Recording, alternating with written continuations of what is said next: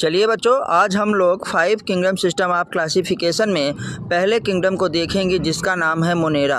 Monera में हम लोग क्या क्या पढ़ते हैं? मोनेरा में पहले हम सबसे पहले बैक्टीरिया पढ़ते हैं, बैक्टीरिया के बाद साइनोबैक्टीरिया और उसके बाद क्या है माइकोप्लाज्मा पढ़ते हैं। मतलब ये तीनों मोनेरा में ही आते हैं। मोनेरा जो होता है वो group of unicellular prokaryotic organisms का है और इसमें सोल मेंबर क्या होता है? बैक्टीरिया। बैक्टीरिया सोल मेंबर मतलब सबसे अधिक संख्या में पाया जाने वाला होता है। तो बैक्टीरिया हमारे पास यूजफुल भी होते हैं और हार्मफुल भी होते हैं। बैक्टीरिया में हमारे पास ऑटोटॉपिक और हेटरोटॉपिक न्यूट्रिशन भी होता है। बैक्टीरिया क्या होता है? बैक्टीरिया सिंपल स्ट्रक्चर का होता है लेकिन उसका कॉम्प्लेक्स बिहेवियर होता है। मोड ऑफ न्यूट्रिशन उसमें सबसे ज़्यादा पाया जाता है। अगर वो ऑटोटॉपिक होगा तो फोटोसिंथेटिक ऑटोटॉपिक और कीमोसिंथेटिक ऑटोटॉपिक दोनों होगा। फोटोसिंथेटिक ऑटोटॉपिक जो बैक्टीरिया होता है उसी को हम ब्लू ग्रीन एल्गा कहते हैं या BGA के नाम से जाना जाता है, जैसे नॉस्टॉक और एनाबेना। कीमोसिंथेटिक ऑटोटॉपिक बैक्टीरिया में हमारे पास ग्रीन, सल्फर, पर्पल बैक्टीरिया होते हैं और ये नाइट्रोजन, फास्फोरस, सल्फर और आयरन जैसे क्या होता है न्यूट्रिएंट्स की रिसाइकलिंग को करते हैं।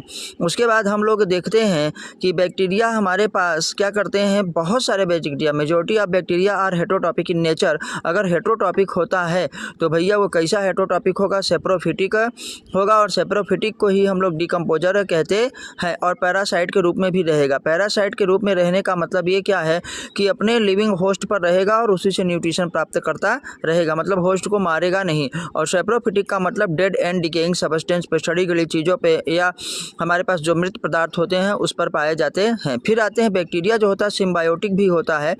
सिम्बायोटिक का मतलब वो दूसरे जीवों के साथ सहजीवन भी करता है, आपस में मिलकर रहता है।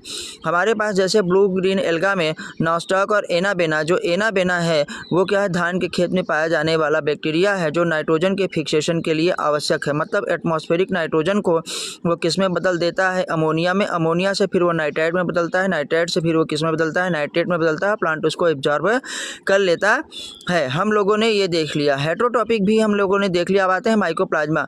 माइकोप्लाज्मा स्मॉलेस्ट लिविंग सेल होता है जिसका डायमीटर 0.3 माइक्रोमीटर तक होता है। ऐसे फ्राई एग लाइक स्ट्रक्चर कहते हैं। ये प्लियोट्रॉपिक होता है, मतलब इसका आकार निश्चित नहीं होता है, आकार बदलता रहता है। माइकोप्लाज्मा प्लांट हो चाहे एनिमल्स हो चाहे हमारे जो होता है पेट्स वगैरह हो, पेट्स मतलब जो पालतू जानवर होते हैं उन सबको प्रभावित करता है। मतलब दोनों में ये क्या करता है, रोग उत्पन्न करता है। माइकोप्लाज्मा का कोई हमारे पास यूजफुल नहीं है लेकिन बैक्टीरिया का हमारे पास क्या है, यूजफुल भी है और बैक्टीरिया क्या है, हार्मफुल हमारे पास होता है। साइनो बैक्टीरिया जो होते हैं वो यूजफुल होते हैं क्योंकि ये सबसे पहले ऑक्सीजन को क्या है, निकालते हैं। आपको कैसा लगा आप हमको ज़रूर बताइए। फिर मिलते हैं अगली वीडियो में 3 मिनट में सारा